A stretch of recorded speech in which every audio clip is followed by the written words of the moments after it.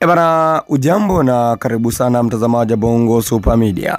Moja ya video ambayo ina trendi sana katika mitandao mbalimbali ya kijamii ni video ambayo inamuonyesha mwanajeshi huyu kutoka katika jeshi la Jamhuri ya Kidemokrasia ya Kongo akiwa katika chumba cha kamari.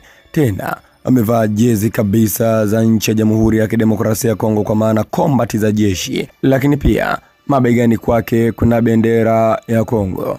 Amebeba bunduki nzito, ameweka kwa nyuma pembeni, kisha ameweka na mawani kwa nyuma, alafu anacheza kamali aina ya bonanza. Hakika video hii imesambaa sana katika mitandao mbalimbali ya kijamii, ikimuonyesha mwanajeshi huyu ambaye anacheza zake bonanza, hana hili wala lile, anatafuta zake 100-200.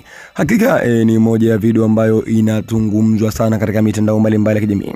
Ina trendi kweli kweli kwamba mtumishi wa jeshi la nchi ya Jamhuri ya Kidemokrasia ya Kongo yuko zake anatafuta 100-200.